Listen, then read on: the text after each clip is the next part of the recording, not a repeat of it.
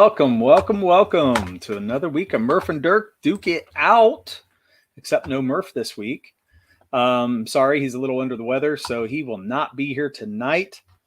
But that's okay because tonight we're welcoming special guest artist, Jose Garcia. Welcome to the show.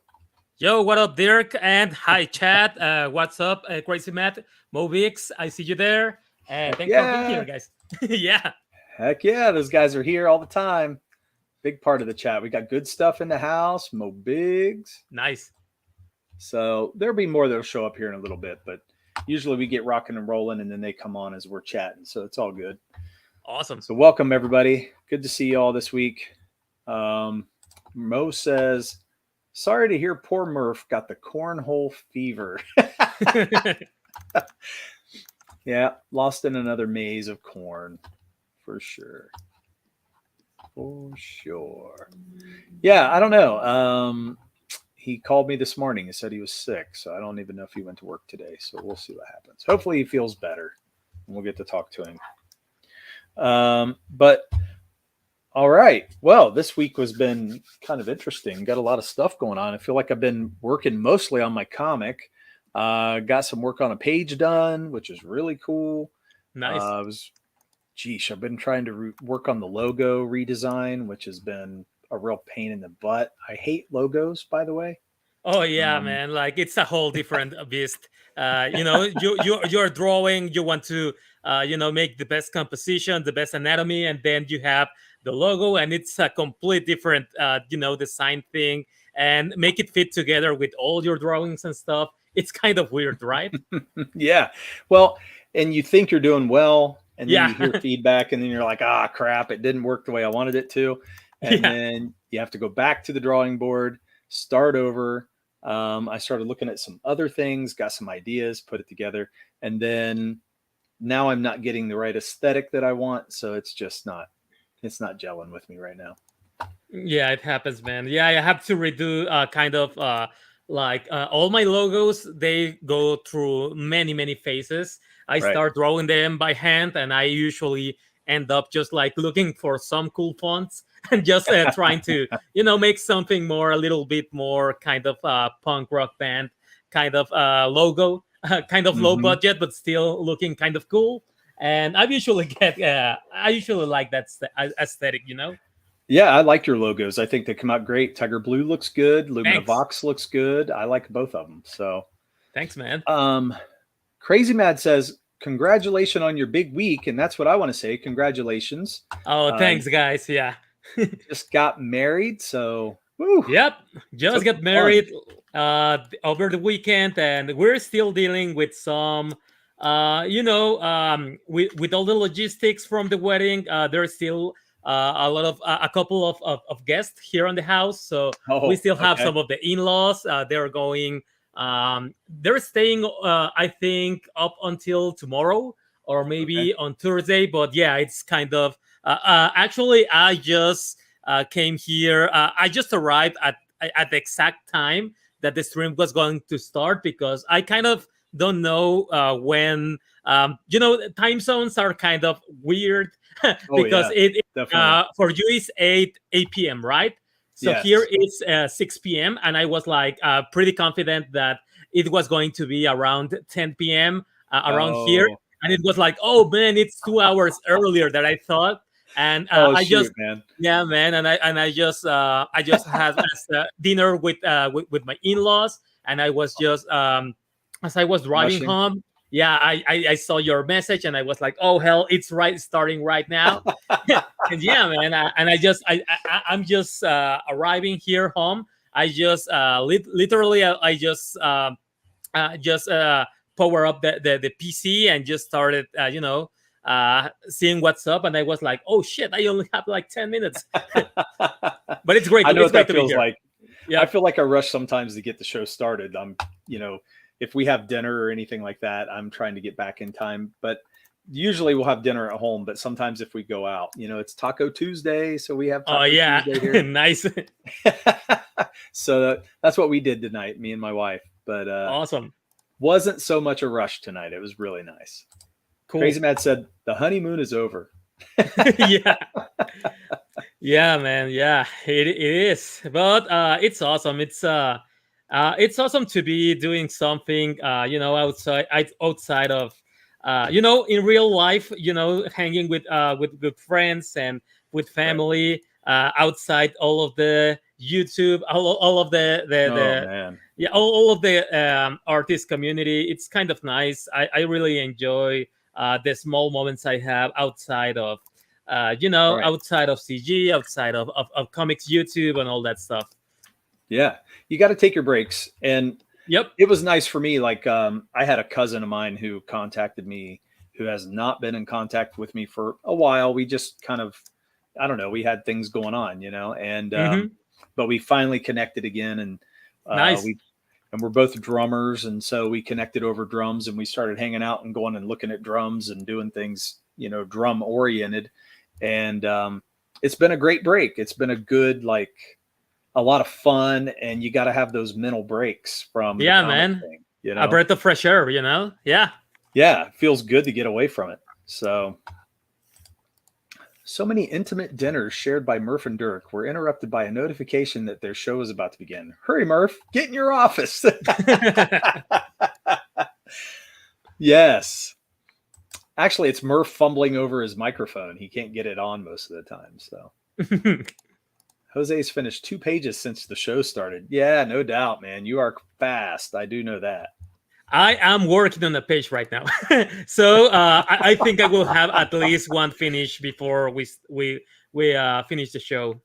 That is crazy to me. I love it. I wish I could work that fast. I just can't do it. Drum It's oriented. just years of experience doing all this stuff. Like Yeah. it's second nature at some point. Right. Drum oriented, aka they were banging like drums. Leave it to Mo. Yep.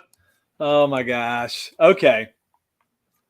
Let's get up here. We got a question of the week from Crazy Mad. We have to hit. So last week, Crazy Mad did not give us one. So this week we have to make sure we hit it. You're single. You have the choice between 2 girls. 2. One's a 10, but she's crazy and dumb AF. The second is a 5, but cool and smart. Which one do you choose? Oh, man. Gosh. If I was single, I wouldn't care. Yeah. Yeah, I will be up for. Yep, me too. I will be up to for some, character development. I like that. Nice. That's a good way to put it. Yeah, I like that. I just feel, you got to live a little bit, have some fun, and go find the 5 after a while. You know what I mean? When you want to settle down and just kind of take it down a notch, you go find the 5, and then you'll be all good. The chat didn't answer yet. I want to hear what they say. We need to hear what they have to say about it. Dirk chooses Bill always. Oh my gosh.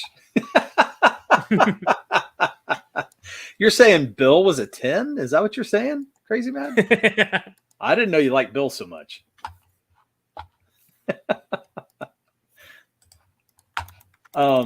Okay, so anyway, I want to get into this. If the chat's not going to answer too quick, I want to hear what they have to say, but we'll get back to that. Yep. So with you having a big week this week, you got your in-laws here. I mean, you're still working right now, which is really kind of interesting because you're working on a page as we're talking, and which blows my mind a little bit because I find it hard to concentrate unless I'm doing a draw stream. Then it's a little different, but if it's just me single on here, it's hard. And especially for our regular show, because we do a little different format. Yeah. But I want to know how you balance it all out. I mean, what is it like for you? What's it do to you?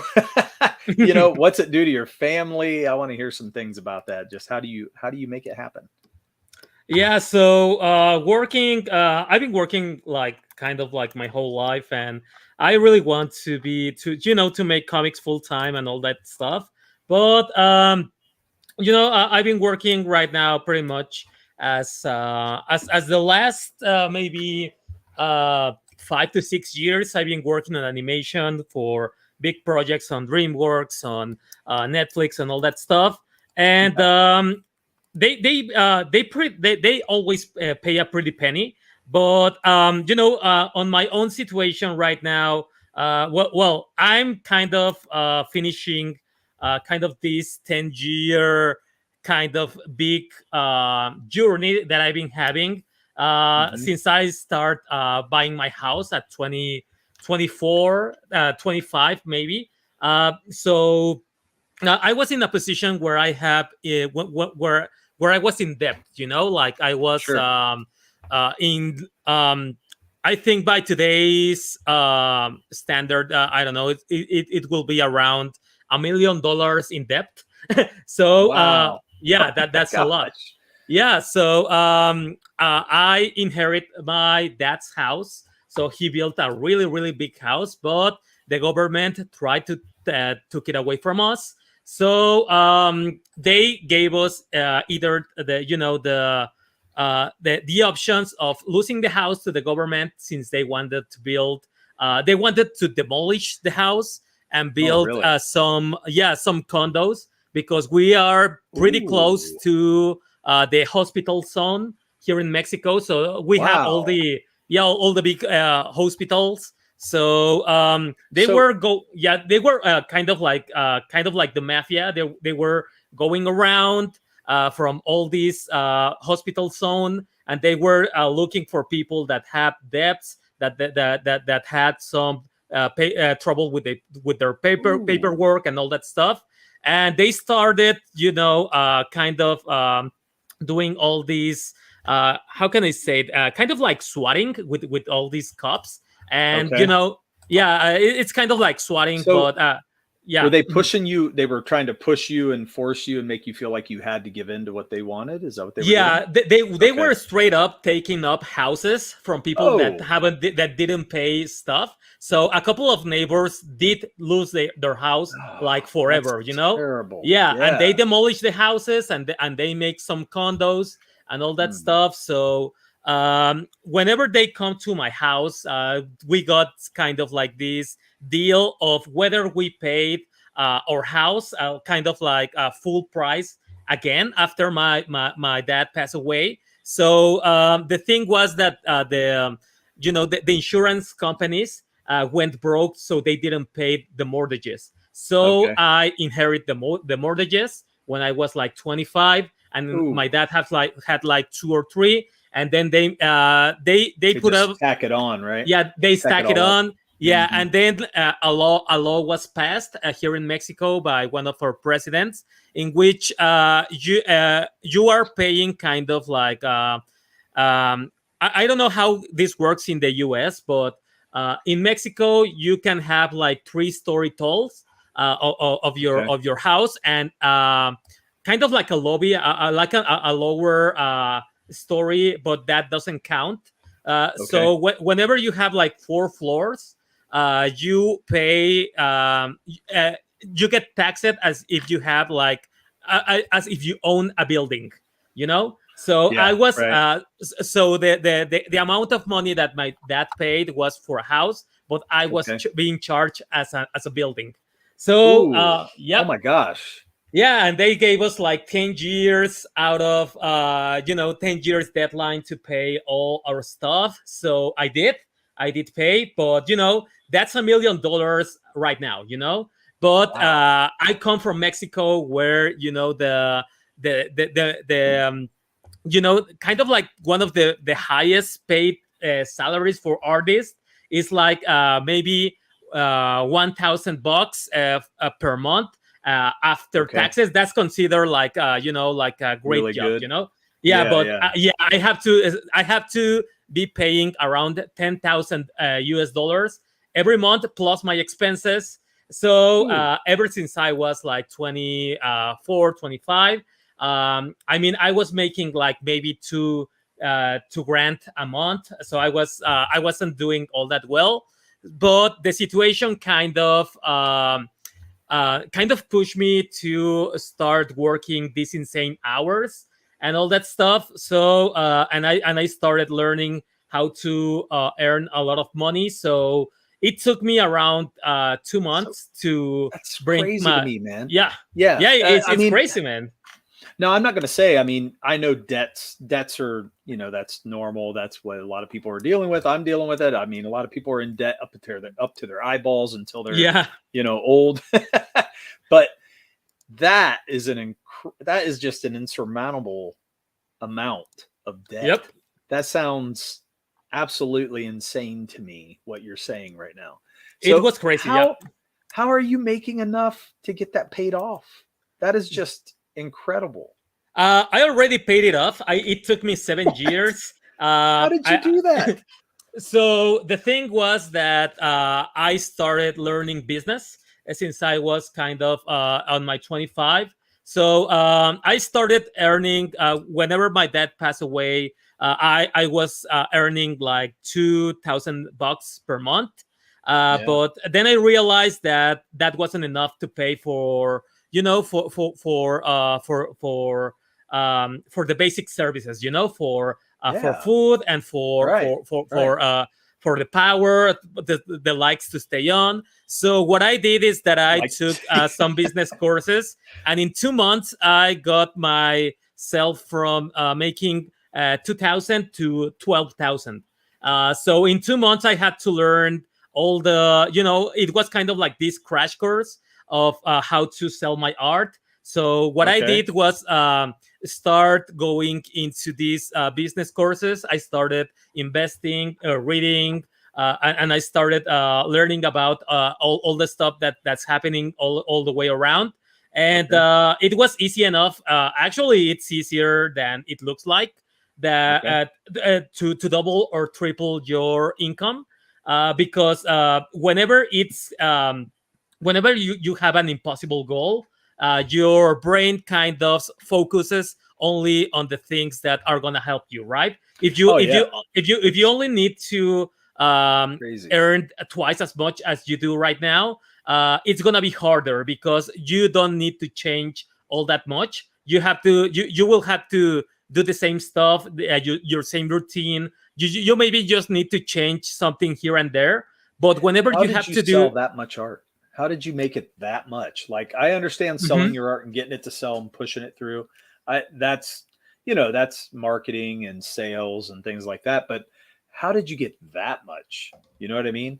Yeah, it wasn't all that difficult, to be honest. I only Really? learned it was I only learned how to negotiate and No. start talking to people. So one of the things that I learned when I was starting charging a little bit more was that half of the problems of the artists have are pretty much they usually sabotage themselves, so they Right. don't charge fairly. So when I Okay. started asking for more, I stopped kind of feeling I don't know, like I was grifting people or something. When I knew how much my services were valuable, I started charging them, and I started losing a lots of low quality clients, and I started Okay. gaining high quality clients. And whenever you are, working with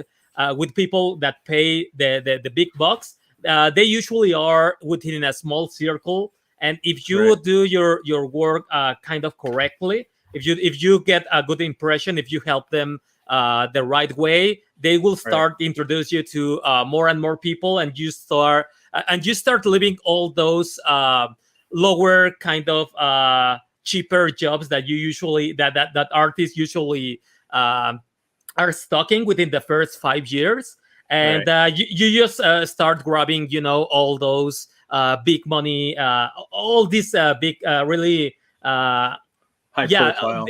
yeah, Yeah. this high profile kind of jobs. So Yeah. you So, actually start working less and charging more. oh, okay.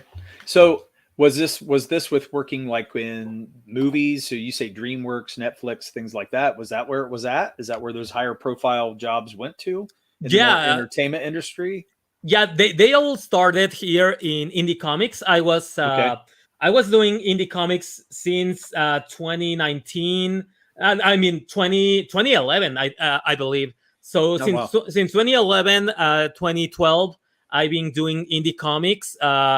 So there was around 2013, there was kind of like this golden age for indie comics creators, in which Okay. it was kind of cool, and I haven't seen this kind of I haven't seen this something like that even in CG, when there were a lot of people dropping a lot of big bucks on indie comics. I remember that my usual page rate, and even though I wasn't as good as I am right now, all the jobs, all the gigs that I used to have, they were usually like $500 per ink page. So that Okay. was kind of like like big bucks on indies. You won't Yeah. see that kind of rates right now. I mean, Right. the economy and all that stuff. But on 2013, 2014, there was this golden age on the indies. So I was doing all this stuff. I was doing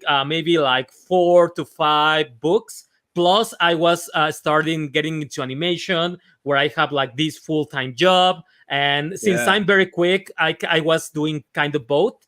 And at the same Okay. time, I was building my teaching business. So I was teaching on the side, and I was making kind of some big bucks on DreamWorks, and then I was doing big bucks on the indies, and then I was having my own my school, and I have my own students, and I was doing commissions. So yeah, I Okay. was kind of doing everything all at once. Yeah, it sounds like a crazy amount of work, man. Like when you put Yeah. it all in perspective, it's like, whoa, that's nuts. Um, but I mean, I understand you're putting in, you're kind of paying your dues, you're getting yourself your name out there, but you're also getting this high profile work. Yep. So it's just going to keep growing at that point, which is really cool. It just feels like, man, how the heck do you keep that balanced out? Like how do you keep it going and sustain that? Yeah. So the thing is that people tend to go crazy thinking about their life balance.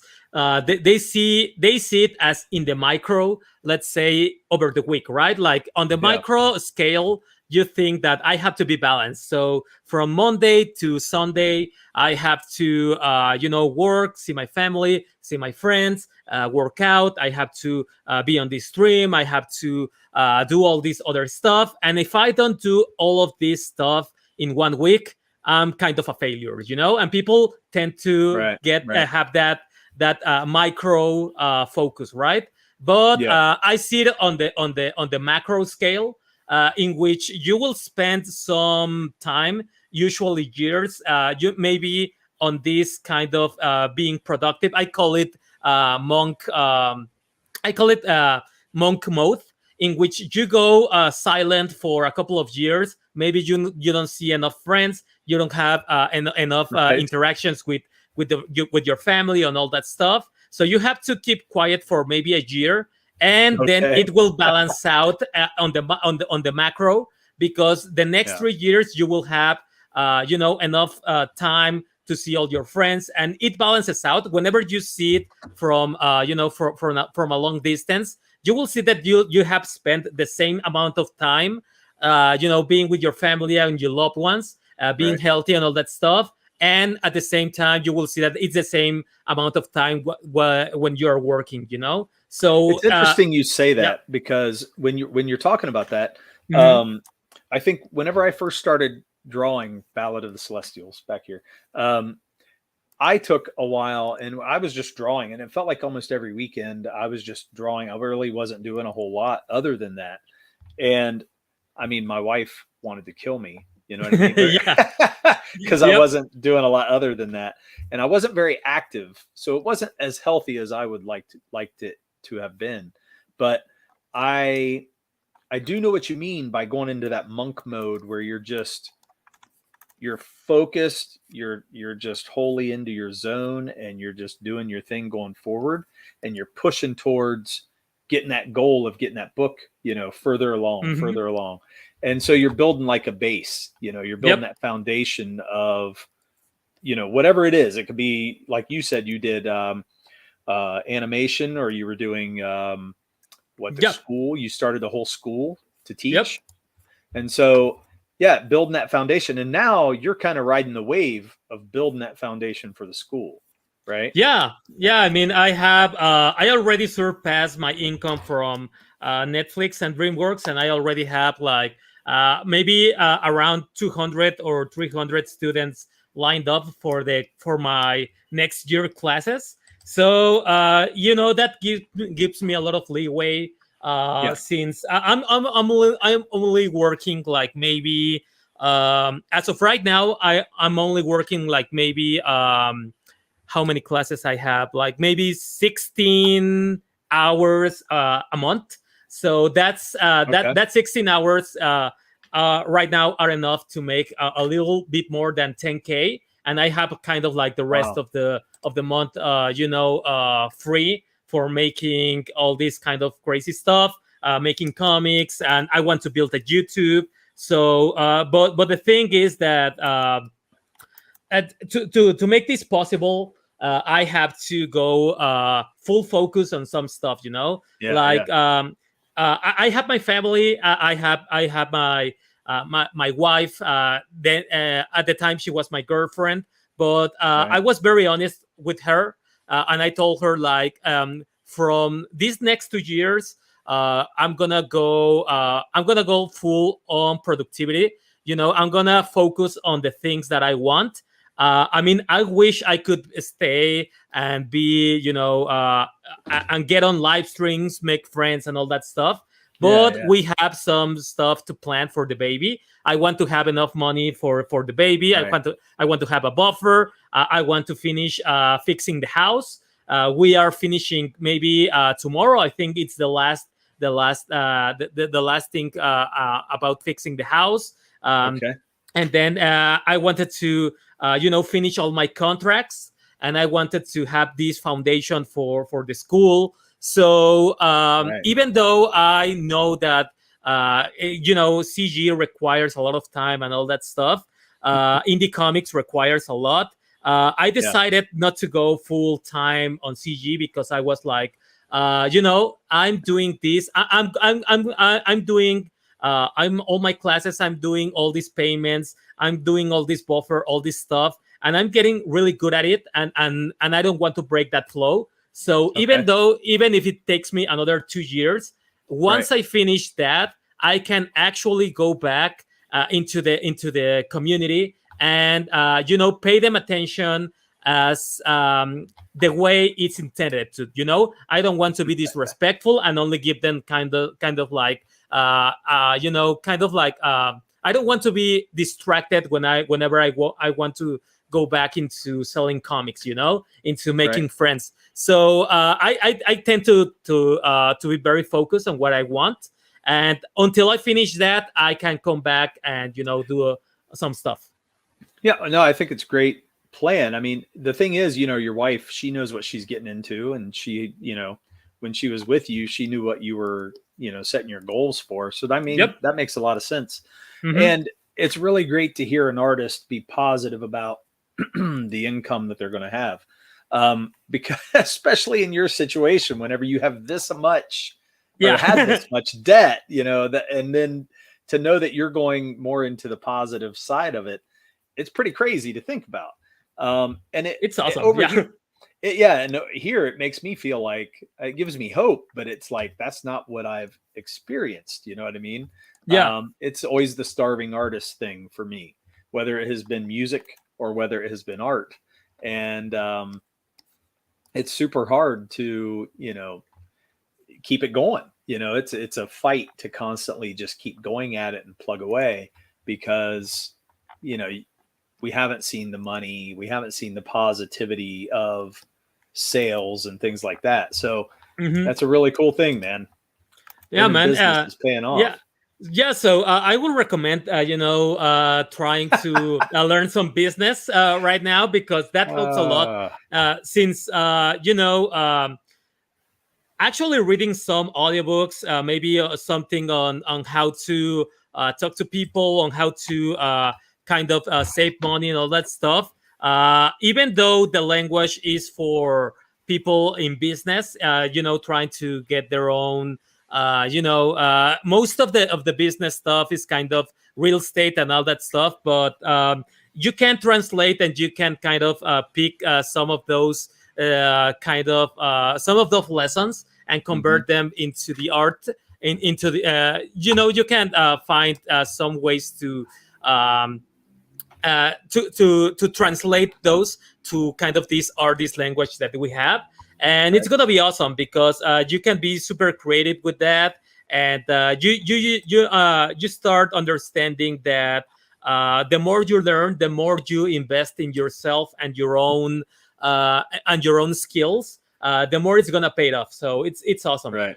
Okay, that's great. Hey, I forgot to say, hey Dean, welcome to the show. What up, Dean? Welcome, Courtney. Good to see you.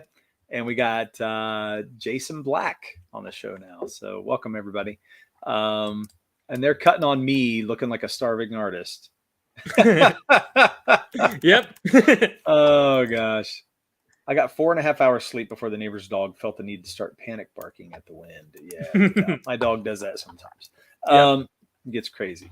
But one thing I wanted to jump on and talk to you about was this tweet you put out, and I thought it was an interesting tweet, and I think it starts a whole great conversation because you're really going, when you said monk mode, I think is what you said. Yep. You get focused, you get just so into what you're doing, and I want to do that, and I feel like I want to draw. That's my thing. I want to draw. I really don't want to have to do the YouTube show. We do it because, it's fun and I love it. So don't get me wrong, but I don't want to have to do that to make my comic work. It's one of those deals where it feels like it's a necessary thing, but it's not where I really have my passion at. I didn't get into making comics to make YouTube channels. I got into comics to make comics and to enjoy that craft, and get to know people who were doing that in that craft. And so it's just really hard because the focus you have to put into building the YouTube, building your Twitter, building all these things, it's really a hard thing to keep that going along with putting out the amount of work that you want to put out.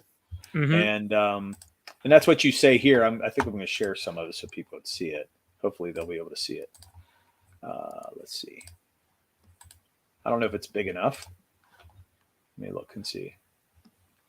Yeah, I'm not sure if it's big enough, but I'll read it. And you said, does making comics make you relevant on the comic scene? And you said your answer is definitively no. You've made 13 books with big and small creators over the last 2 years to stay relevant, and it's not a good route. Content and marketing does. Your product is completely irrelevant if no one hears about it. It will get you some gigs here and there, but not a lot of backers and supporters. So you have content and marketing plan. Comics come at the very last. Build an audience and get some attention. Then once you're comfortable, they're comfortable with you, launch a campaign. Attention, good or bad, is the new currency. And I thought that was pretty interesting. It's the attention, that is the big deal. Like we're trying to, and we're all vying for the same attention. From this small community, it's relatively small compared. And it's just really hard to figure out where you want to go. Yep. So, hey, Tank. Yeah. So the thing is that, with the internet and all that stuff, with the micro communities and all that stuff, everything has changed. So we have right now we're living on what some people refer as the third economy, in which the first economy is kind of like or parents or grandparents, when you have kind of this like this let's say corporation, and they've been giving jobs and they have security and all that stuff. The second economy, it's pretty much freelancing. It's pretty much you are your own boss, but you're still, the responsibility is up to you, right? So the third economy, it's kind of like the parallel economy that we're living right now. And within the parallel economy, the thing is that the value isn't as much as status, having money, all that stuff. The thing is right now with the internet is that it's attention. It's your attention. What it's what all the big companies are fighting for, right? So we are fighting for it too. So when I came into CG, into the indie comic scenes, like I was pretty much like I just had this side gig. I always wanted to be comics for me to be my main job, but I started to realize that it doesn't matter how much comics you make, and with bigger or small creators. If you're with a big creator, you have to remember that they are buying that product not because of you, but because of them. So and you can't argue with the clients, right? Because clients at the end of the day, they are always let's say they are always right? They know what they have, and you cannot make them do something that they don't want to do, right? So whenever you are in a niche community, pretty much everyone is fighting for attention. And here's when it comes the good and the bad, like there's this book called the 43 Rules of Power, I think that's called. And one of the rules of power, it's you have to stay relevant even if it's good attention or bad attention, because you have everyone, you have your name in everyone's mouth. So it doesn't matter if you do something good, or if someone is talking bad about you. You are being relevant at all times. Like I don't really want to hear anything about Rape-A-Verse of Eric July. I mean, I respect the guy and all that stuff, but all his drama, I don't care about. Like I unfollowed that. Yeah, I unfollowed all his socials and stuff. I will follow back once the drama is over. But it's been so constant, and everyone is talking about it, that even when I'm doing kind of this, I'm getting out of my way to not hear about this guy, and everyone is talking about him. So whether you want it or no, this he has relevance. Everyone's talking about him, and there's always drama. So you have you have Eric always in your mind. So that's how that works, and that's what I've been seeing, and that translates to sales. Yeah, it does. And I noticed, a lot of the big creators, that's what they do. That's what they're a part of.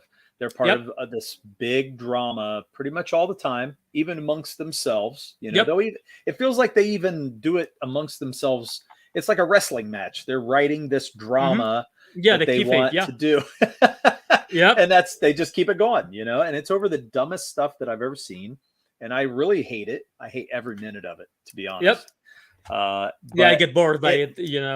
I get bored, but I'm also like, God, just shut up. This is crap I don't want to deal with, and I want to get back to drawing, and talking to some of my friends and people that I like.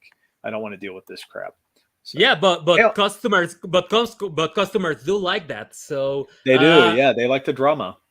So that's what I write right there, because there's some whenever I came to this community, the indie community, you have people telling you kind of like this lie, like if you come here, the way they got me here into CG, and I was kind of attracted to here. It's I saw one of Ethan's stream, and he said that we are making comics without the interference of SJWs. So that was enough for me. That was the hook when they got me. But that was what they say, but not what they do. Yes, that's exactly right. Yeah, but the customers, they always tell you something, right? Like, you just give us some great quality, great stories, and we will support you. But they won't, because they don't know about you, and they have different metrics. They're really the only metric they actually care about. It's pretty much what do I get from this, and one is entertainment, and the second one is pretty much I like the drama. I like to be part of the community. I like to be I like the confirmation bias that I am right and all the guys that I don't like are wrong. And all the people who have streams and who play the culture war, they bring that solution. So I wouldn't call them grifters, but they are giving the public what they want, and they don't really want comics. A play. Yeah. So welcome, Edwin. Thanks for coming into the show. Comics mate Dean, he says this is the first I'm hearing of him in weeks. Drama is for losers. It's a way to stay relevant. I wouldn't call it. Yeah. I wouldn't call it a bad strategy, because it works, but it will get you, some kind of. It's gonna bring you a kind of audience. Yeah, Yeah, I know. Yeah. Yep. That's the problem. It seems you have to drama farm, and that's something I'm not there, man. I can't do it. I don't think you have to, but it's kind of the loudest and most. It's kind of the most used strategy, but it's not the only one to get there. Right. Murph embraced Isom in his own way. He made it his new motto. I shower on Mondays. Nice. Because they have a financial incentive to cause drama to stay relevant. Successful people who don't get paid for drama don't engage with it. Yep. Yeah, I mean, that's true. You just got to be able to find that success outside of it. And sometimes it feels that's where it's really hard, because you feel like you're not as successful because you're not in the forefront, because you're not in that drama. You just got to put your head down and keep going. Monk mode, right? I like that, monk mode. Yeah. But you also have to diversify, to be honest, because all artists are kind of introverts, and they don't want to share with the world, and it's pretty tiresome. Getting interactions with people, making content, and you just want to create. So I think that that most people need to make a choice of whether I want to take responsibility for my own success, or just cry and just complain. I'm not doing that either. I want to I'm like you. I just want to put my head down. I want to do what I want to do. You want to find your own way to be successful without the drama. Yeah. I mean that both too, and it's awesome. But it's kind of more challenging, because that there's this quote. I can't remember who said it, but it says, "Bad taste has made more millionaires than good taste." So I think you're right. I think you're definitely right. And that's kind of playing to the negativity bias that we humans have. So there's a way to fight against that, and it looks harder. But I think that in the long way, it's going to be whenever you do succeed without making drama and stuff, giving back to the community, and having a business and a content plan, you can do something really awesome, and make it on your own terms. Right. Hey, Oliver, thanks for stopping by, man. Good to see you. And Dean says relevant to whom, and I think that's a good thing to ask. You can be relevant, but is that the kind of relevance you want, and relevant to whom? Exactly. Yep. So, and that's why I stay out of it. Live by the drama, die by the drama. It's a dangerous game to play for an extended period of time. Any of those dramas could be the one to take you out, says Jason Black. And I kind of feel like that too. Yeah, you're playing a dangerous game. I don't need to pander to angry losers who just want drama. My fans prefer me to shut up and draw.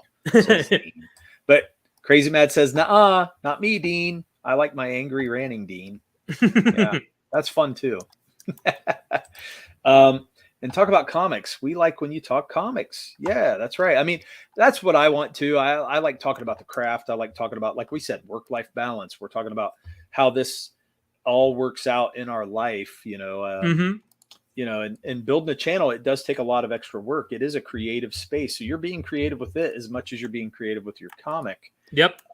Only I don't feel like I've honed that craft. So the craft I'm honing for YouTube is way different than the craft I've honed in comic books. When I draw, I've spent a long time. I've spent my whole life drawing.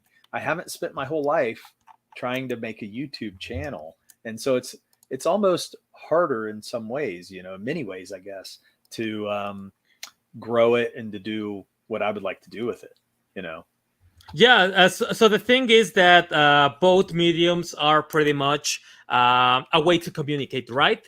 So what you might need to, what people outside drama might need to start looking into, it's kind of like a better way to communicate or to express themselves.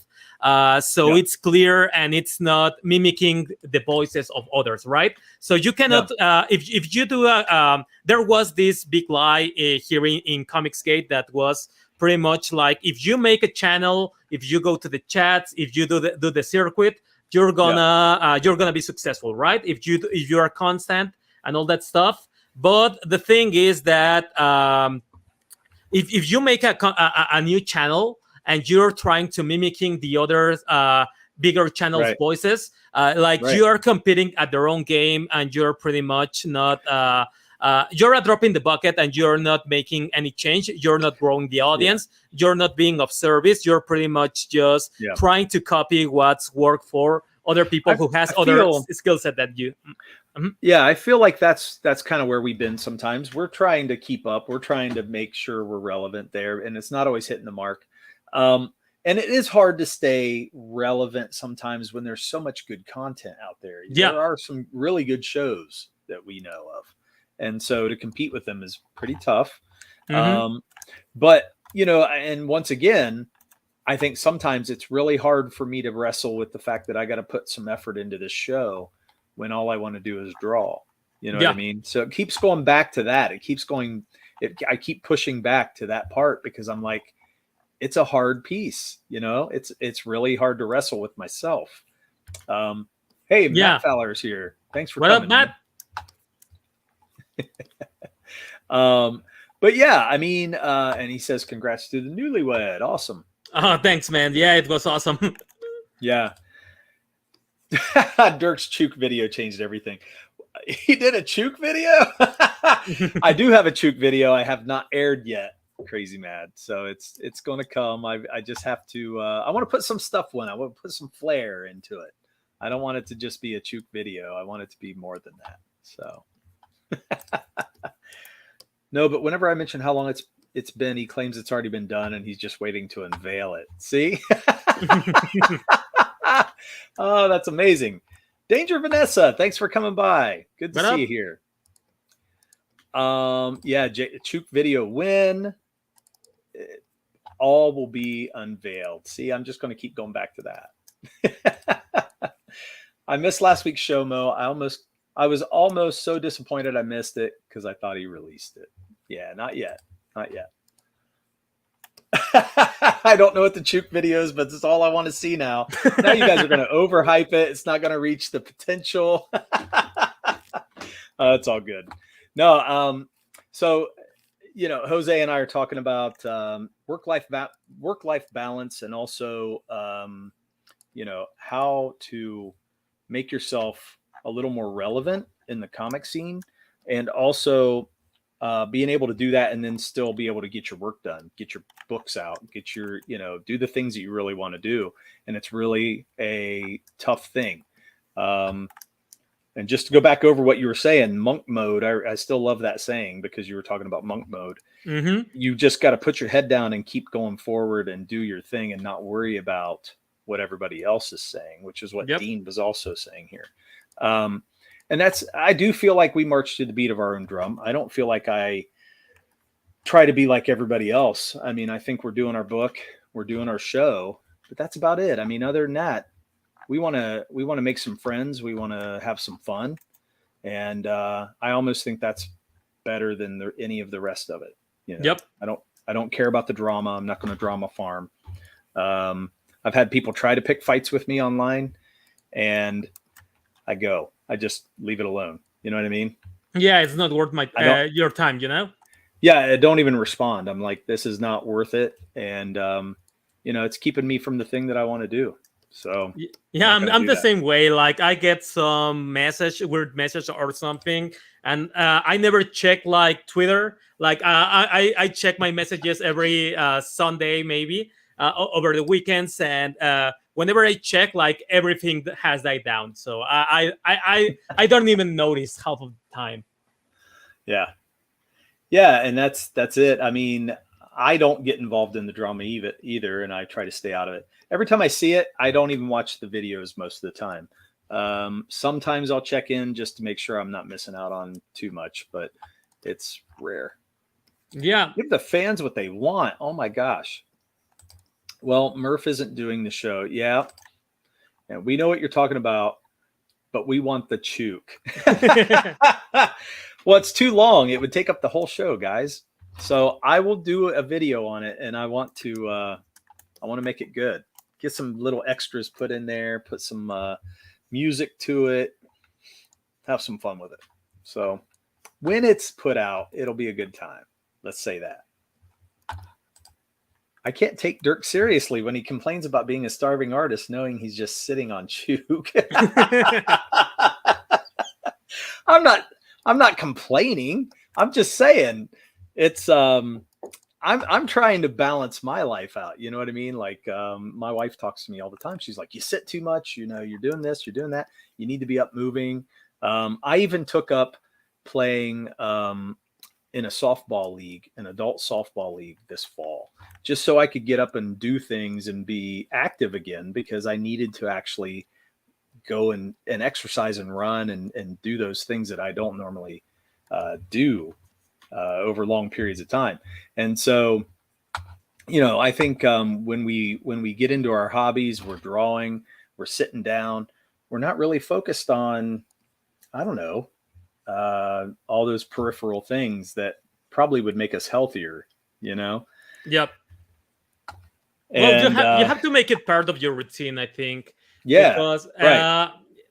if you what I do to have my time kind of like I do like 80% of my input whenever I'm like maybe I wake up like maybe 10 a.m. and whenever it's maybe 3 p.m. I have like 80% of my job done. So I have kind of like the entirety of my day off because whenever I wake up, I never turn on. I don't put inputs into my brain, so I don't turn. I don't turn on the computer. I don't put. I don't turn on YouTube. I don't turn on podcast or audiobooks or anything. So I stay in complete silence when I wake up. And I tell my wife, like I always tell her, honey, please, I'm gonna be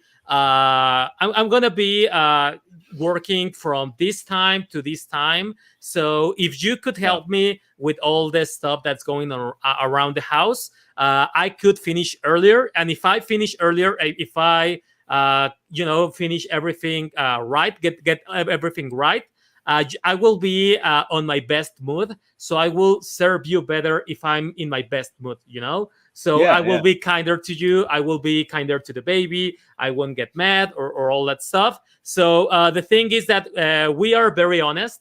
And I tell her, not today. I can't today. Or, okay, let's do this today. But we are always super honest with all this stuff.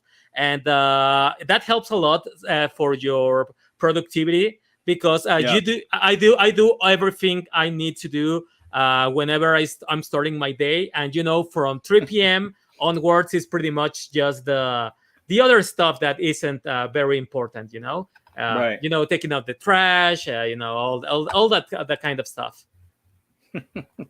Okay, I was getting off of there. I was thinking I was stopping the screen, but I agree. Yeah. I mean, you got to balance out your whole day.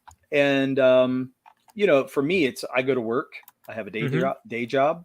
Yep. I'm married, I'm a father, and then I need to also, give my family that time, and then Yep. also draw when I can, Hmm.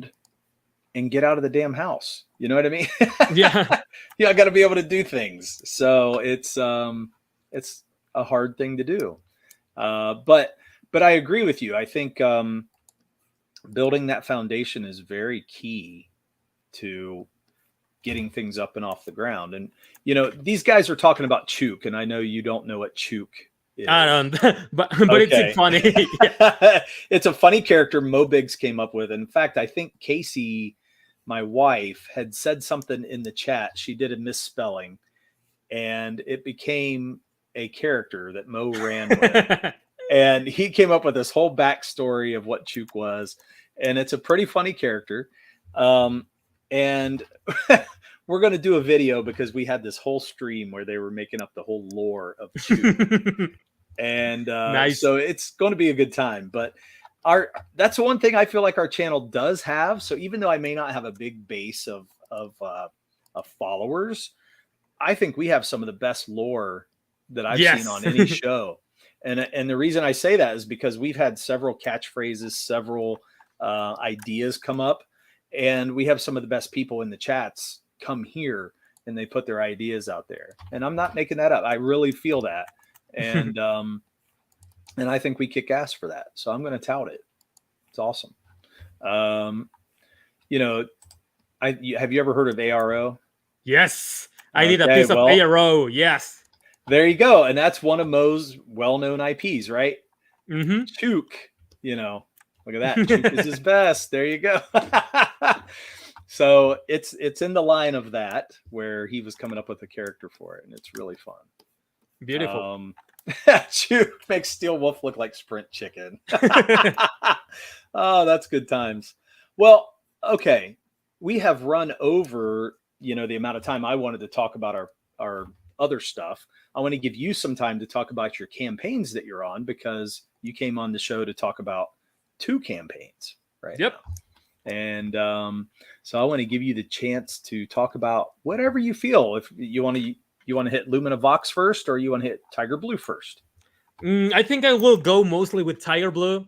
Okay. So yeah, this is one of my favorite IPs to be working on. So one of the great things about indie comics, despite all the drama, despite all this time management and trying to build the strategies to be relevant, right.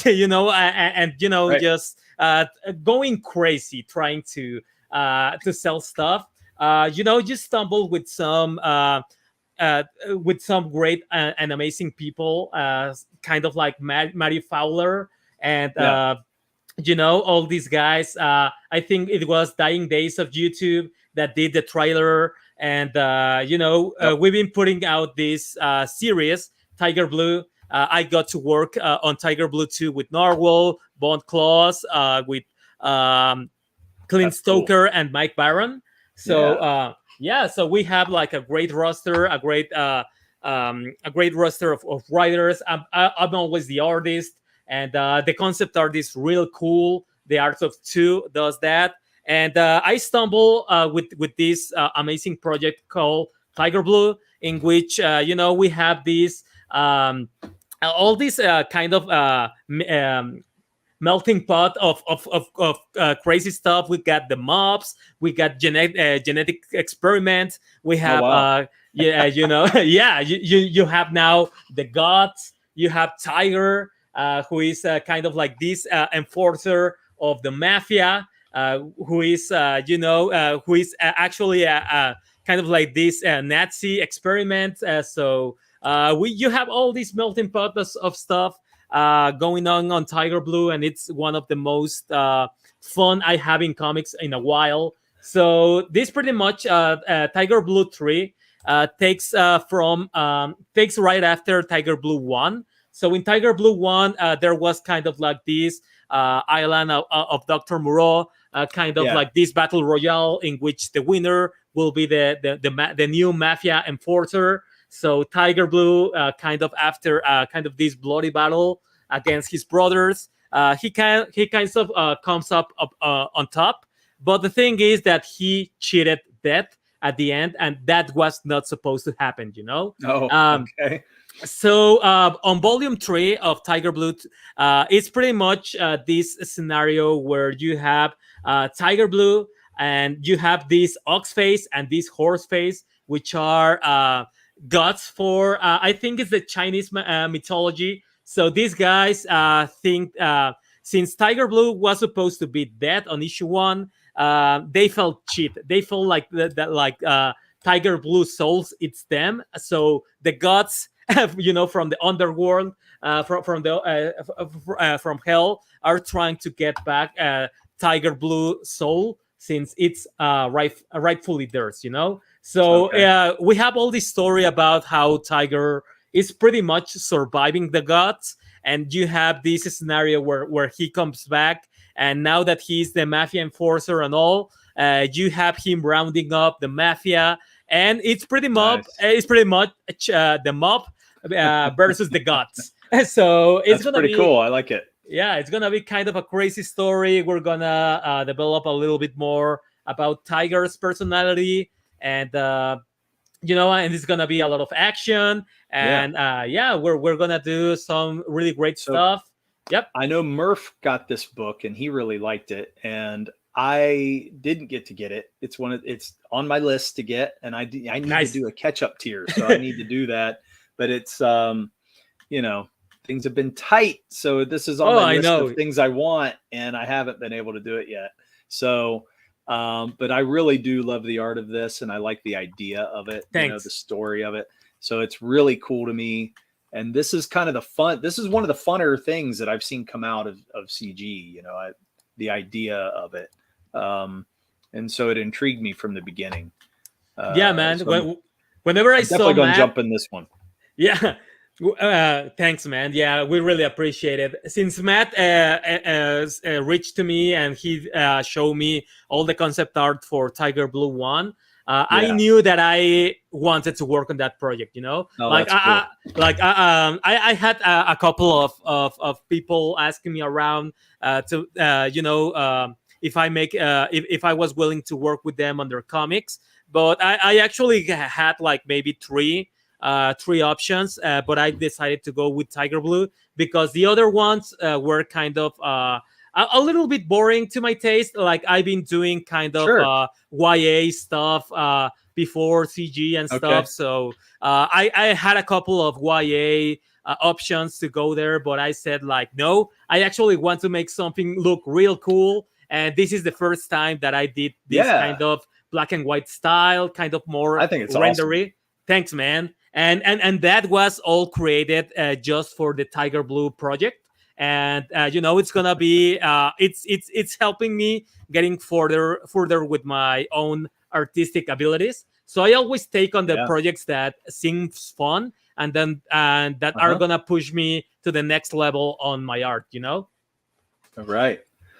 Just to get with the chat here, just real quick. I noticed they said I miss Dying Days. Yeah, I mean, we used to interact with Dying Days. I used to talk to him a little bit on Twitter. I haven't seen him in a long time. I think he's doing some other things now, but I thought he was still involved making some videos at least. At least I hope that's what he's doing. He did great videos. He does a great job. Yep. Yeah. So, and then I do miss Casey. Casey's my wife. In the chat, they said she gave us such sayings as a thing, and a thing is a sandwich, right? My wife is hilarious, and she had some really good parts to the lore that added to this channel. So that's some of the stuff I'm talking about. It's really funny. And Casey could have cleaned up Sandwich Saturdays. Yeah, man. So what's that say? That Dying Days trailer was so dope. So yeah, so he did your first trailer? Yeah, he did for Tiger 1. We're still using it. Oh, nice. Okay. Yeah, kind of weird because I've been outside the grid for the weekend with the whole wedding and stuff, and now I'm seeing that someone did kind of this Ripabirds versus Tiger Blue for some kind of contest. I saw that. Yeah, and they did a mashup, a kind of mashup between the videos, and it was real good, man. And I was like, oh man, this actually looks very good. Yeah. I love the way it is, man. it gets me excited, and I think that's what happened with a lot of people. I saw this. This came out actually the same time Tiger Blue 1 came out the same time that Ballad of the Celestials came out with the campaign. Yeah, I remember. And so we were right up against you guys, man, and it was tough. You made it tough on us. Yeah, man. No, it's all good. It's good though, because it's great to see great books come out. So that was an awesome thing. It's just we should have held off our campaign a little while. That's it's kind of weird because it's all about timing. It's all about you have to be kind of on top of what everyone else is doing. Like I remember launching Lumina Vhox, and there was I can remember if it was like 2 weeks later. It was like Shane Davis, Starlight Cats. So all the momentum that I had with Lumina died exactly the same day that Shane launched, and it was a very slow crawl to get into 20K. Yeah, it was harsh. But you guys got there. I think it's awesome. Yep. Jason Black said your art is fire, Jose. Thanks a lot, Jason. I think so too, man. It's great. Thanks, man. And I like what you did with Immortal Rising too. So that's another one that I want to pick up. Oh, thanks, man. Yeah, I've seen some people have been getting those Immortal Rising right now. So that's really cool. Like I saw 2 people that tagged me that they have already the book. So that's cool. Yeah. Crazy Mad says you need a fire trailer, Dirk. We do. Think Ugly Tongue trailer, except oh, what is that? What number is that? That's what 1 million times better. Yep. Yeah, 1 million times better if he wants to actually fund. Yes, no doubt. My band is called Ugly Tongue, by the way. That's why they're making fun of that. So they had we did not have a trailer. We had a teaser that we put out for a live show we were doing, and I think Murph accidentally called it a trailer, and next thing you know, everybody took off, and it was like the worst thing ever. Oh man, did not measure up. Let's just say that. But no, it was still fun. They still get at me on that one. But oh man, this is awesome. So I'm going to scroll down and look at some more stuff. Gosh, there's so much going on in your backgrounds, and I love it. It's so packed, and it's got a lot of depth to it because of that too. So that makes it awesome.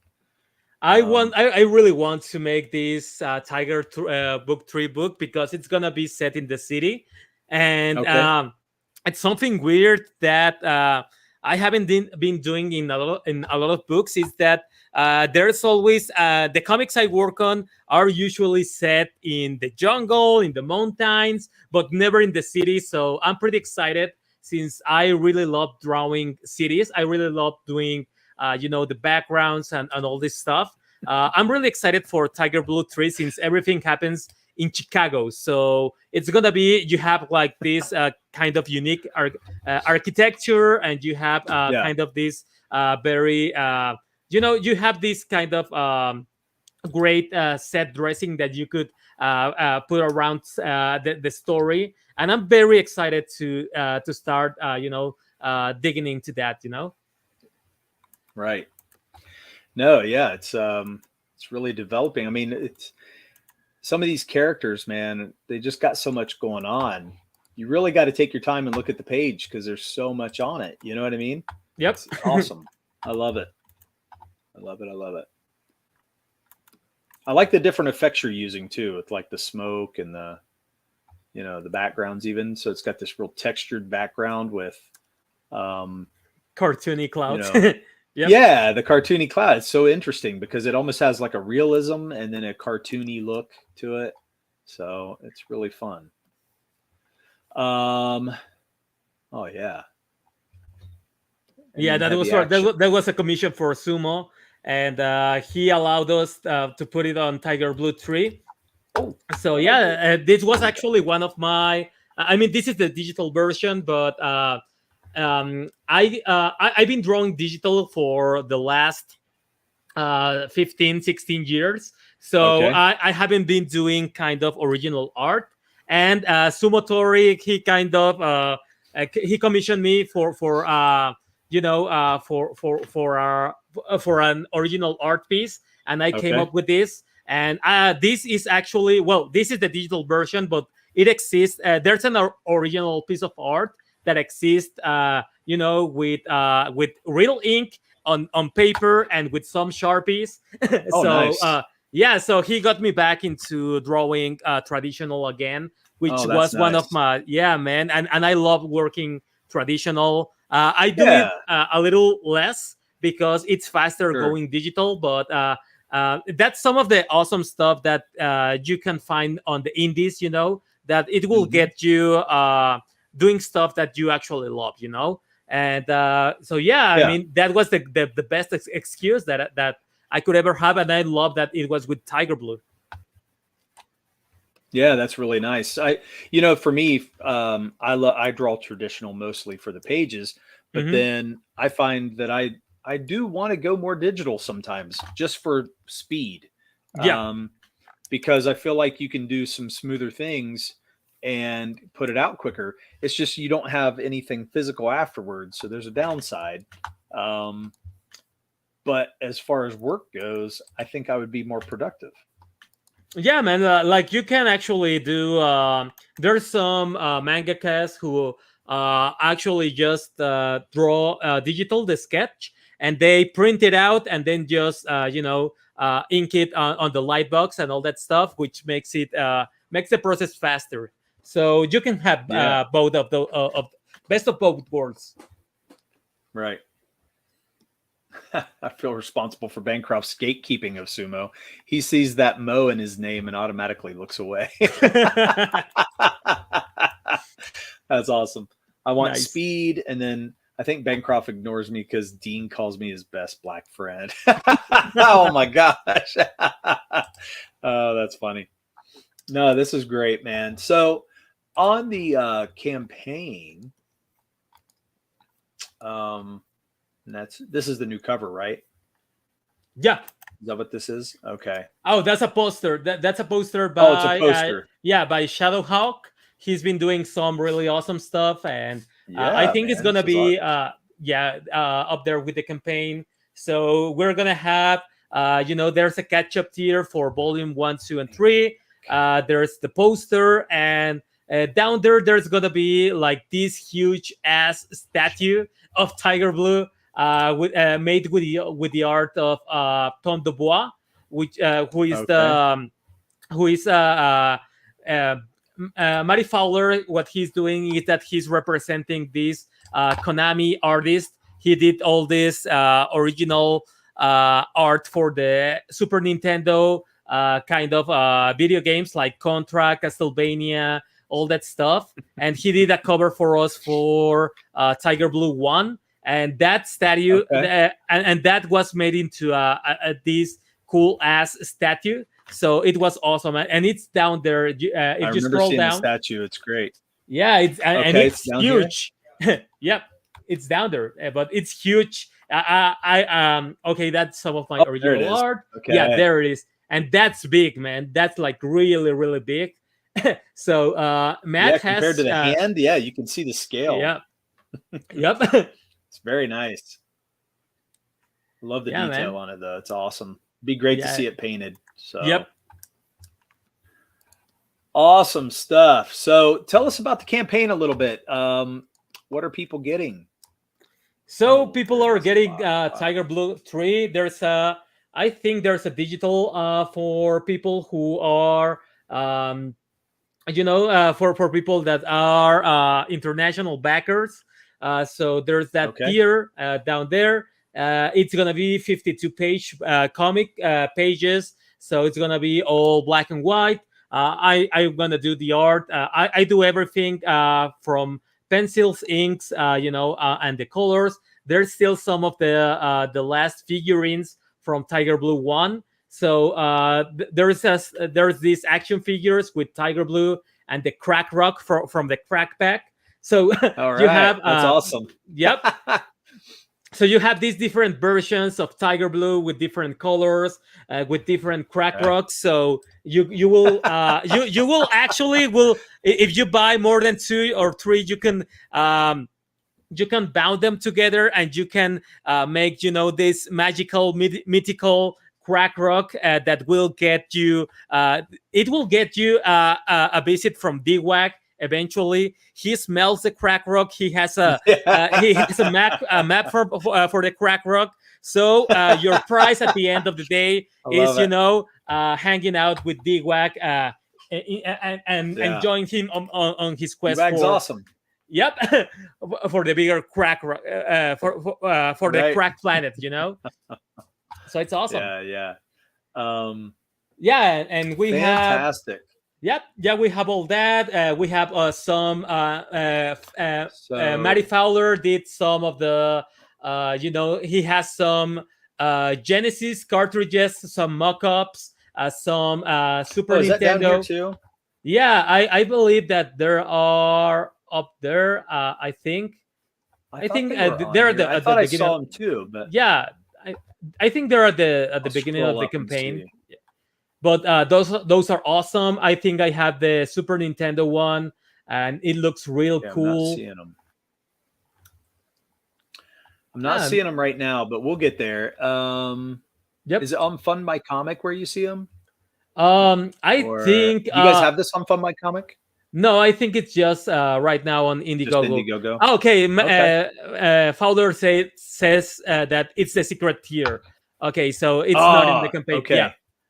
Okay. That makes sense. It's a secret tier. All right. Well, that's cool because I remember you guys having that game, out there on it, and I thought that was a cool thing too. That was even a surprise for me because I was doing the comic and all that stuff, and then I saw that there was an actual playable game, and seeing all the stuff that Matt did on the first campaign, like the Genesis and Super Nintendo cartridges, the figurines, the animation, the comic, the posters, kind of all the concept art on trading cards. To be honest, it was a lot of value for the first campaign, and I don't know how Matt does it, but he keeps giving more and more and more value the more campaigns we have. So it's kind of crazy because I'm surrounded by guys that are making the best stuff, and it's kind of crazy to be part of this team. Yeah, I think it looks awesome, and one of the things that intrigues me is making an action figure. I love that idea. Yeah, it's cool. I know it's really hard to do, and I know it's something that not everybody can do, but it's something I want to see. I want to see our creations, in an action figure. That was some of my favorite stuff growing up, and it's what got me excited for it. So when I saw this, I thought, man, they're already ahead of the game, which is great. So yeah, man, it's awesome. So you get the 52-page comic book, which is 25.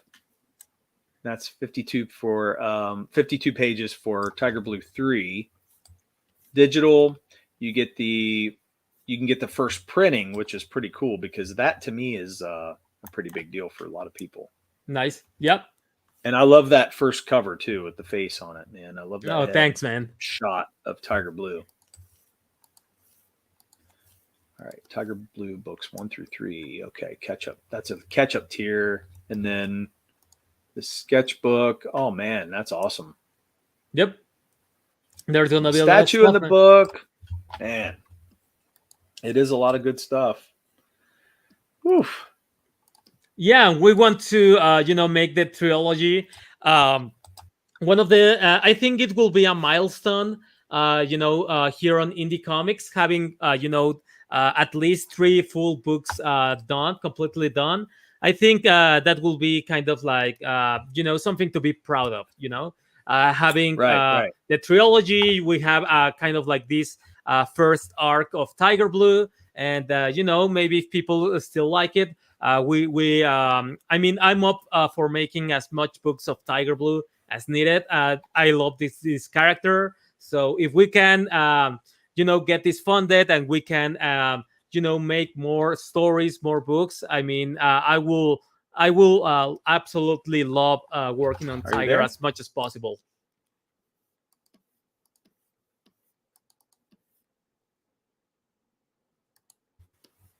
Losing you? Am I here. there? Yep. Okay.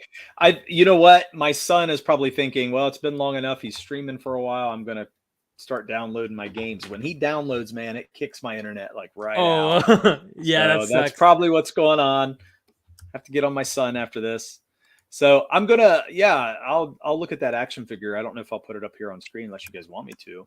On the secret tier, Crazy Mad was having me look at the link to see what's in there. Each Celestial action figure comes with Keshi little Celestial. There you go. That'll be fantastic. That's what we need to do. See, Mo's my marketing manager. That's what I need. Go get to work on Chook. You should. Right. Oh man. So I love the look of this campaign, man, and I hope you guys do very well on it. Thanks, man. I think you will. It's looking just as great as ever and getting better. The content. It's great to see a book being as consistent as this.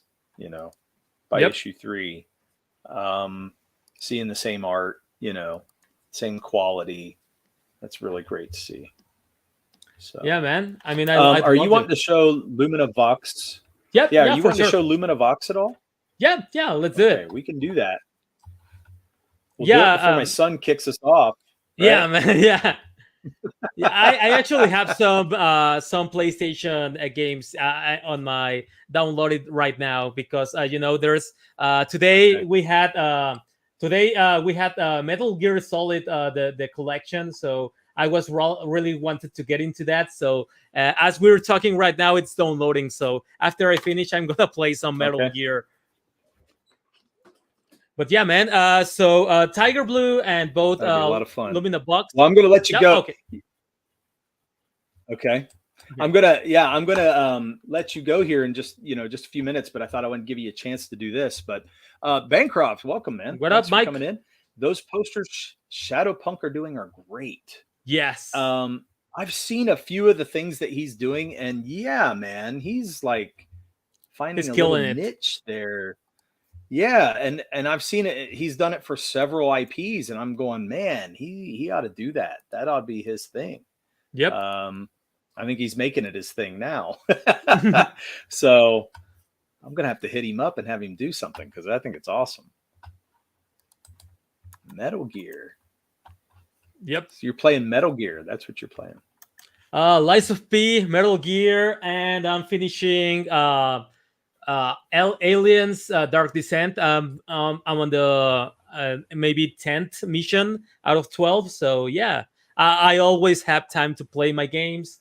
Kind of my work balance. The thing I always do at the end of the day is play either 1 to 1.5 hours of video games. I always people don't believe me when I talk about my time management because I usually do all of my work at the beginning of the day. I take like 2 naps. I sleep like 8 hours. I play games and I have time for my family. So yeah, it's pretty much just time management, but you can do everything if you make it easier for you. To get into the flow. That is awesome. Yeah, I think it's great. Yeah, like I said, man, that's those mental breaks you got to have to be able to get back in and feel inspired to get back into drawing again. Yeah, it's counterintuitive. The more you rest, the better you work. The better you work. You are more rested. You do more quality work. So it's it's not working 24/7. Yeah, and you're having fun. I know for me, like a lot of times, that's what music will do for me. Mm-hmm. Music will let me release, I don't know, just stress in a different way. Yep. And then I feel reinvigorated to go back and draw. Exactly. And man. Have fun. So I think it's a great idea. All right. So you got Lumina Vhox on Fund My Comic. Yep. It's this volume 1 through 2 Second Chance campaign. Yes. So Lumina Vhox, it's shipping right now. Actually, we have Mike Bancroft here who has shipped the last one, the batch of shipping that went to Australia. So I'm gonna get back to once I finish the stream. I'm gonna reply to his DM. But it seems like everything has been sent, and the books are already printed. We overprinted around, we have like maybe 500 to 600 copies left, and we already have like these variant covers. This is a variant cover campaign, so we have like 200 out of each, and they are 96 pages each. I did everything. Wow. I did the story, the pencils, inks, colors. I did the lettering. Some of my friends helped me with the editing. So this is an ongoing story. The first arc is supposed to be like 6 books.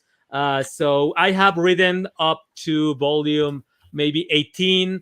So this is a story that I want to that I want to tell. But right now I'm trying to see if people like it. I've been hearing some great reviews, but I want to know actually what people think about it. If they love the story, if they will continue to support it, and the same as Tiger Blue right now. If I ever whenever I do the third campaign for Volume 3, we're gonna have to go with a higher goal. This time, like $10,000 for producing the book, because right now, like we're gonna have to be honest with the production cost and everything, so we can keep doing books. And the same thing goes for Lumina, like whenever I was doing all the shipping and stuff, shipping to the US is very expensive. So it takes as much money as to print the books. So half of the goal, pretty much the funding goal for Volume 3 will be pretty much just for shipping cost. Like I will pretty much just need like $5,000 to print like 1,000 of these on color, but I will have to be a little bit more honest and tell you guys, like, I will be I need like $10,000 to get it to you, so we can have all the cost covered. And so Lumina Vhox, it's an ongoing story. It's a space eldritch story. It's pretty much Mia. It's dragged into a war against the gods from other universe that are bleeding into this universe, and you follow 3 storylines. Thanks, man. yeah. I love it. That's the variant campaigns. They have the black spine, so you can tell which ones are the original covers have the white spine, and the variant covers have a black spine. So so this is a story about how they drag Mia, to this intergalactic war, and you have these 3 storylines. You have Mia, which for some unknown reasons, she is birthing one of these other dimensional gods, and it's kind of growing inside of her. And you have kind of like the universe police called the Coalition of Galaxies, which are kind of like the police that want to keep the universe safe. So you are following kind of the storyline from the militia there, and you have this other guy who is kind of in this cover, who are kind of the agents of the void, who are pretty much kind of like these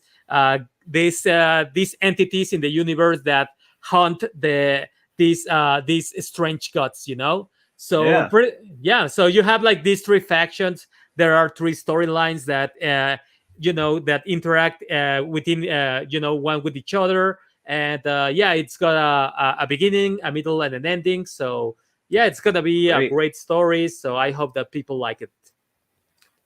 Well, the art is off the charts.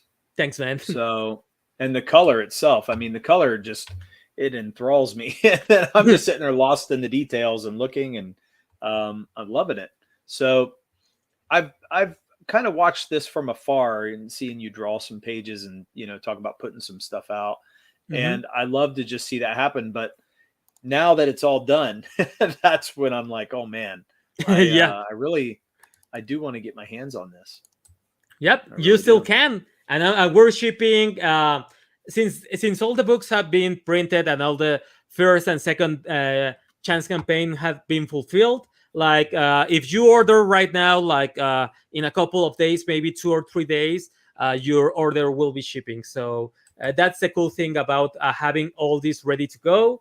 And yeah, I mean, there's some original art, there are some original pages going on there. So Yeah, yeah.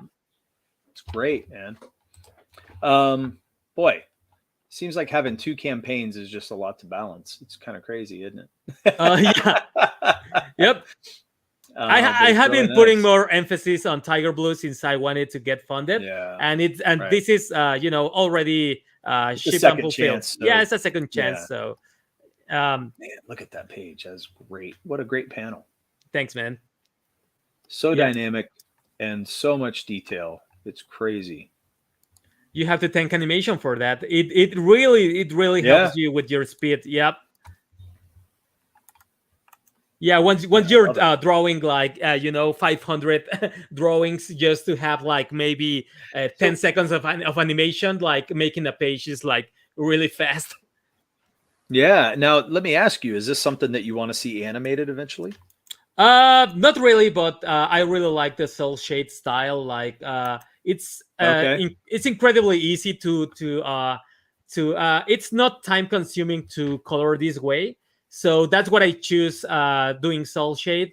I know how to do some more kind of painterly style stuff, but to be okay, honest, for comics, I want them to be kind of quick and easy to make. So that's why you won't see kind of ink quality. What I but mean with that, it's you won't see thick and thins. You won't see like very hard shadows, and you will see everything okay, on an animation line. It means that it okay, doesn't have weight or stuff because I kind of yeah, resolve everything with color. okay, yeah. I noticed that. I see that, and I like it. I love that. Um, but I feel like it just lends itself so easy that I don't think it'd be hard for somebody to animate this. Yep. And I'm not saying you would have to. I think it was just so easy to, put into that. Um, and I think it would be pretty cool. I guess when I was growing up, it felt like there were more what would you say? Just kind of like underground, not really underground, but it felt like there were more independent movies being made and Hmm. animations and things that you would see that were not in the mainstream. Like you had to find this stuff. And it was much more interesting than what was in the mainstream. And I wish we had that now. It feels like with the internet, nothing is hidden anymore. Nothing Oh is yeah, man. underground. Yeah, for sure. Yep. It's out there, and I kind of hate that. I wish, because it kind of gives you this neat vibe, like Yep. you've discovered something nobody else has ever discovered before. Yeah, it's And it's really cool. Yeah. yeah, it'd be great to see something like this come out and not be manga, not be, it's not necessarily a comic, but it was a comic. It's its own animation, its own style. I think it's awesome to see. Hmm. Yeah, man. Doing Really animation, cool, man. doing indie animation will be, oh man, it's kind of its own kind of worms. I'm kind of in the middle of independent comics, kind of in Sure. the middle of independent animation, but it's real fun. Everyone's doing some awesome stuff. I don't think the audience will cross pollinate, but it's kind of their own stuff. They have their own culture, but it's Yeah, awesome. yeah. Well, man, you're killing it. I will say that. Thanks, man. Definitely. Man, there's so many pages to check out. I just want to take forever and look at them. I'm Yeah. probably making the chat go, hurry up. But I can't help it. I want to see all this stuff in this. And I feel like if I go too fast, I've missed a million details. Yep.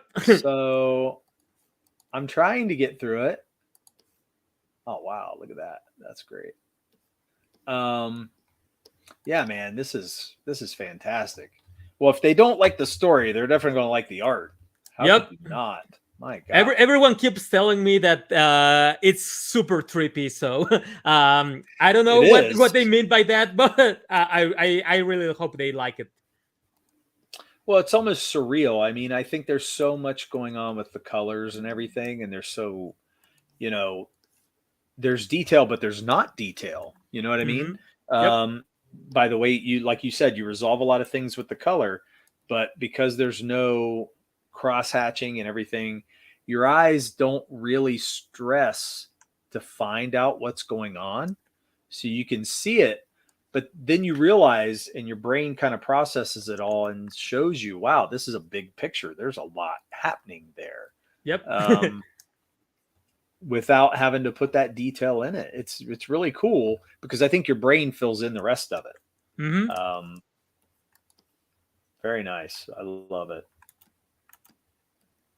man. We were talking about that. There's some artists, they just draw a lot of details, and I think that's great. I draw details too, but um, I try not to draw too much because I feel like there's at some point where when you draw details on everything, your eye just gets kind of it gets wore out. You just Yep. yeah, it's you're just taxing it too much, and really you don't need to tax it that much. You just need to imply that a lot of things are there, and if you imply it, then the brain will fill in the rest. Yep. And I think it makes it a much more enjoyable read when you do that. um, it's fun to look at everything, but it's also like at some point you can only take in so much. Hmm. Yeah, and I really love detail artists, but and I mean, you can see that there's a lot of detail in all my pages, even though Oh no, there's yeah, smaller don't get me compositions. wrong, there is a lot. Yep, but I try to make it Yeah, but it's simple. not Yeah. so much it hurts. Yep. you know Exactly. Yep. yeah, I like this, man. It's really nice. Yeah, Really, there's really ways great. to make it everything more legible. So whenever you start learning about Oh contrast my and all gosh. that stuff, it gets easier. Yeah. Yeah, I can understand that. You start getting into your style. But the uh I don't know, the art for me is, I like all kinds of different styles of art. And so I like when somebody's kind of pushing out the boundaries and saying, I don't need to ink everything. I can just leave all the blacks out and we can just do color. Yep. And I think it's great. Um, but these guys are, of course, making fun of me. I have to move at a slower pace for him. Actually, you know why I move at a slower pace? Because he talks over everything that I say. That's why. Yep. No, I'm staying out of this one. Is what he said. I won't be drawn into a debate about detail. Yeah, I mean, I don't. I think that's a personal thing anyway, Jason. For me, too much detail gets to be too taxing. But for some people, they love it, and that's great. So I'm not Hmm. saying it's bad. I'm just, for me, I would rather let some of it just be implied. Kind of like you're seeing in the backgrounds in these, like there's just color in there showing you outlines of things, but you're not seeing it all. I think your brain will fill in what all that is. You don't need all of it all the time. And I think that's a great way to do it. But there's nothing wrong with detail too. Don't get me wrong. Well, awesome, dude. If you guys want to check out this campaign, go to Fund My Comic. And wow, 491% funded here, man. You're doing really good here. Thanks. Yep. Um, We're trying to get 54 to 50 backers. packets. Yep. So fantastic. Check out the campaign, guys. Jose, thank you so much for coming on here, man. Thanks for having me. Such a good time talking to you. Yeah. Wait a minute. I want to see what they're saying here. I can just leave all the blacks out. Oh, that's a Bancroft thing. Yep. Not leave out no bigs, but kept under a certain threshold. Oh, I love it. See, that's old lore from Bancroft's Yep. show. Spilling into my show. Spilling on. What are you guys doing over here? No, I'm just kidding.